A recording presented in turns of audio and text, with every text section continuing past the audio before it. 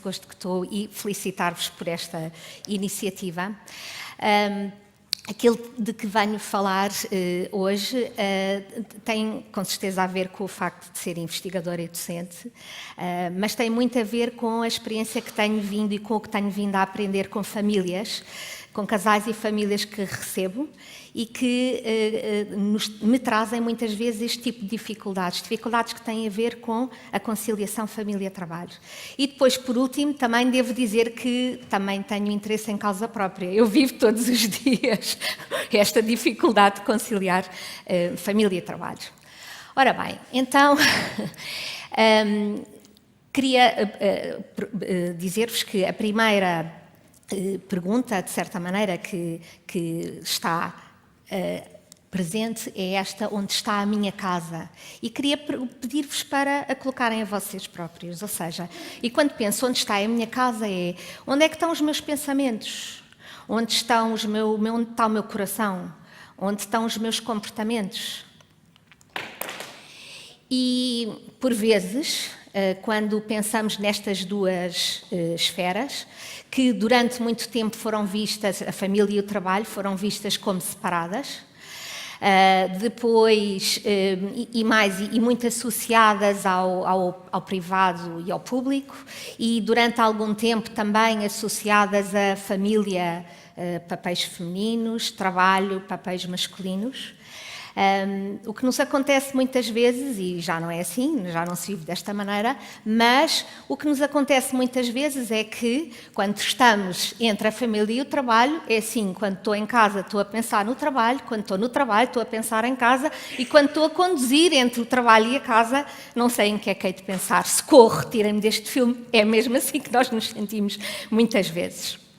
E então, se é assim, queria rapidamente ver convosco de que famílias é que nós estamos a falar hoje em dia. E tem havido uma mudança enorme, assim em flash, muito rápido, se forem ver. Há uma mudança enorme na dimensão das famílias. Nós hoje em dia temos sobretudo microfamílias e temos muitos casais que não têm filhos e não têm filhos por opção, ou têm poucos, quase caindo até num paradoxo que existe, que é o das famílias unipessoais. É um conceito que existe no Instituto Nacional de Estatística. Outro flash, a demografia, já foi aqui referida há bocadinho. De facto, no nosso país a pirâmide está invertida, não há muito tempo nascimentos suficientes para substituir as gerações e, portanto, um envelhecimento cada vez maior. O que é bom, mas pronto, tinha que haver a substituição de gerações. Outro aspecto também muito importante, o do compromisso. No compromisso, vemos uma mudança muito grande entre os casamentos, independentemente da forma como são celebrados, civil, religioso, as uniões de facto, e depois este fenómeno que é o nascimento de muitos filhos fora do casamento, fora de uma união estável, que dá origem às maternidades e paternidades singulares. Também o divórcio. Sabem que nós somos dos países em que a taxa da União Europeia, em que a taxa é muitíssimo elevada. Por acaso, este ano houve uma diminuição dos divórcios, mas, para terem uma noção, relembro, por cada cerca de 100 casamentos, há cerca de 64 divórcios. Portanto, é uma coisa completamente avassaladora. Mas outro desafio, muito das nossas famílias atuais, são os casamentos interculturais. E é um desafio bom, mas que, claro, que coloca, então, nestas questões da conciliação família-trabalho, desafios adicionais. Depois, a crise socioeconómica, em que temos tido dificuldade em sair, já tivemos pior, mas que cria também desafios muito próprios. Por exemplo, as questões do desemprego, o prolongamento dos filhos em casa, ou porque não conseguem arranjar trabalhos, ou porque efetivamente não têm maneiras de subsistir. E depois aqueles extremos das reformas, de um limiar de pobreza e um excesso de riqueza, quase uma inexistência de uma classe média. São, de facto, desafios que nos ajudam, não dificultam, na conciliação família-trabalho. Por último, que é uma coisa ótima, que nos calhou, foi termos as tecnologias de informação e comunicação, as chamadas TIC, ao nosso serviço, às das famílias. O pior é quando temos as famílias, de facto, imersas nas novas tecnologias. E trouxe-vos este bonequinho que pretende fazer o contraste do que poderia ser uma família em 1989, um bocadinho mais numerosa, estão a ver, todos à volta de uma mesa, todos com pessoas de gerações diferentes, uma grande balbúrdia, e uma família de agora, de 2019, em que, de facto, são menos pessoas, de facto estão ali juntos, mas cada um, se repararem bem, está no seu mundinho, certo? Um está no iPad, o outro está no computador, o outro está no telemóvel, até tem um cão, certo? Também, que é outra novidade, e estão juntos, mas não estão em interação, certo? E isto é importante. Então, mais se tivermos em consideração que uma família, ao longo do ciclo de vida, passa, conforme podem ver ali naquele diagrama, por fases diferentes do seu ciclo de vida e que tem transições próprias e com tarefas de desenvolvimento que são muito próprias, acaba por ter que, e este modelo, para quem tiver interesse em aprofundar, é um modelo da ecologia do desenvolvimento humano, que é do Bronfenbrenner, é um modelo muito interessante porque nos mostra a complexidade do que do que está envolvido, de todos os sistemas que estão envolvidos no desenvolvimento da pessoa e de uma família. Portanto, desde, por exemplo, como tem ali um microsistema, que é aquele mais próximo da família, até ao macrosistema, ao mais abrangente, que chama a atenção para aspectos como a ciência, a ideologia, a educação, a religião, que são extremamente importantes para a compreensão do que é um desenvolvimento de uma família. Até para outros níveis que estão ali e que têm a ver com a relação, cá está, a família-trabalho, que são intermédios. E já agora mostrar-vos que, e eu sinto-me nesta fase, chamar a atenção para uma fase muito especial das pessoas que se encontram na geração sanduíche, são aqueles que estão ensanduichados entre, por um lado, os ascendentes, pais idosos, por vezes doentes ou dependentes, a quem é preciso prestar cuidado, os descendentes, filhos e por vezes já netos, e depois toda aquela panóplia de, veem, um conjunto de exigências às quais nós queremos corresponder e ser o melhor possíveis, as exigências próprias do casal, há aqui cuidando do casal ao longo da vida, do ciclo de vida, porque senão os filhos vão-se embora e nós ficamos a olhar um para o outro, onde é que está o casal, portanto, há aqui o cuidar, há aqui o acarinhar. As exigências profissionais, claro que sim, sentimos-nos realizados e temos claramente e queremos ser bons naquilo que fazemos e queremos contribuir para a sociedade, mas também as exigências da paternidade, independentemente da idade, nós vamos ser sempre pai e mãe e, portanto, cá está a ajudar à força. E pronto, e depois toda esta gestão de relações familiares, com a família de origem, família alargada, enfim, um sem número que nos faz sentir ensanduichados. Convenhamos, não é verdade? É um desafio importante. Um que é interessante nisto da conciliação família-trabalho é que, ao longo do tempo, tem sido olhado de formas diferentes. Inicialmente, e por isso é que há paradigmas por trás disto, inicialmente era visto como um conflito. Ou seja, é quase que seria impossível, se nós formos bons no trabalho, não somos necessariamente, não vamos ser bons na família. E se somos bons na família, pronto, é uma opção, mas é melhor dizer bye-bye ao trabalho. Portanto, a coisa muito vista como um conflito, mais até as pessoas, o discurso era muito negativo, eu tenho sempre culpabilidade, eu nunca me sinto bem, eu nunca estou a fazer nada bem feito, uma sensação terrível. Depois, um outro paradigma, felizmente, começou a surgir e que olha para isto de uma forma mais positiva e olha como facilitadores e procura perceber em que é que pode haver efetivamente um enriquecimento por se tentar conjugar estas duas esferas tão importantes na nossa vida. E por último, um outro modelo que é mais integrador e que procura precisamente olhar para o equilíbrio entre os papéis familiares e papéis profissionais. Ora bem,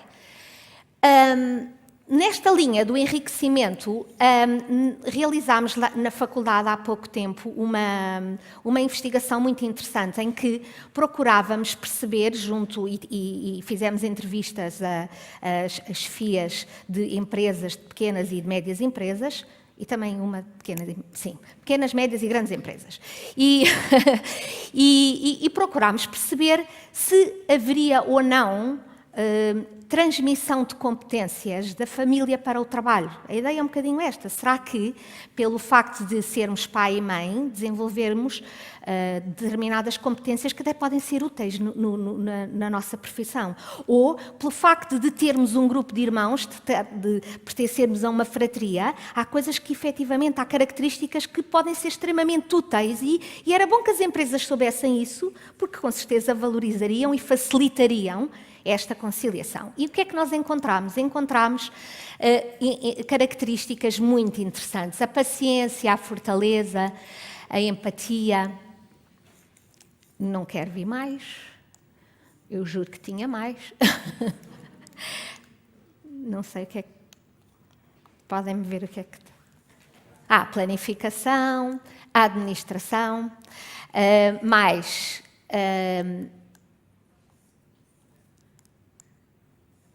está difícil. A negociação, ou seja, é com a família que muitas vezes nós aprendemos a negociar os conflitos, não é? É muitas vezes entre os irmãos. A capacidade de delegar, a liderança e, finalmente, o trabalho de equipa.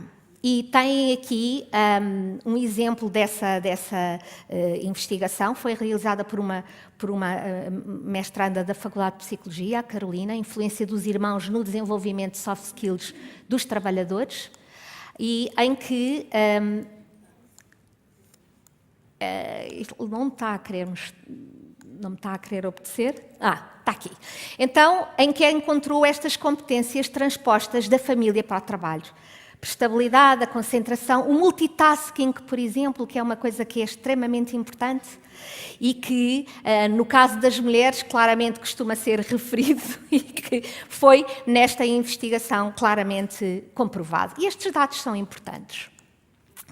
Então, agora queria dizer-vos, e estou quase a terminar, nós realizámos também um estudo qualitativo em que procurámos perceber, tendo em consideração os 3 paradigmas, estão a ver, portanto, o da conciliação família-trabalho, o conflito e o enriquecimento família-trabalho, chegámos a conclusões, achamos nós, muito interessantes. Designadamente, o conflito família-trabalho, de facto, resulta em mal-estar.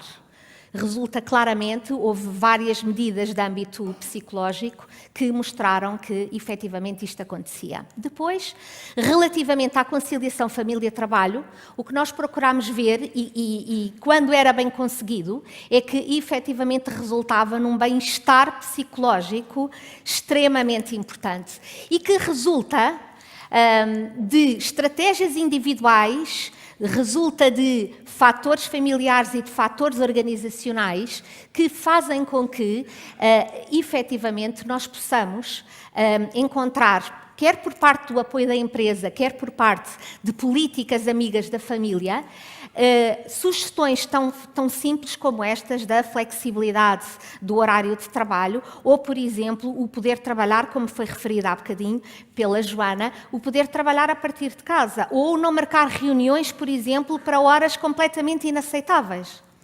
Pronto, então, também, relativamente ao enriquecimento família-trabalho, vimos que estava efetivamente muitíssimo relacionado com os diferentes papéis que estão aqui descritos e que o que se refletia facilmente numa parentalidade como geradora de competências. Isto é muito importante passar esta informação para os decisores, de certa maneira, não é? E também perceber que a parentalidade, a maneira como somos pai e mãe, tem muito a ver com a família de origem, o que se traduz depois numa personalidade, numa esfera pessoal que está relacionada com experiências de vida e que voltamos outra vez a uma boa interface família-trabalho. Então, se é assim, a pergunta é como é que vamos efetivamente, olhar, procurar fazer render o mais possível este olhar sobre a casa. Lembram-se que a pergunta inicial é: onde é que está a minha casa? E a minha casa, cada casa é um mundo. Há um estudo muito interessante de duas espanholas, Chinchilla e Moragas, de 2009, que fez com 5 mil casais em que ambos os pais trabalhavam fora de casa, e uma das grandes conclusões, e eu gostava mesmo de reforçar imenso isto, é que a primeira causa do conflito era entre trabalho, vida familiar e vida pessoal, tinha a ver com o modo pessoal como eu olho para este desafio. E isto é fundamental.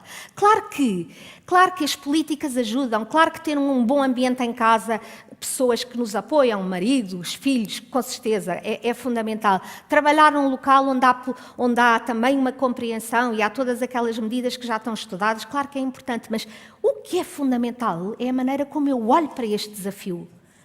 É a maneira pessoal como eu vivo isto, como eu quero viver isto.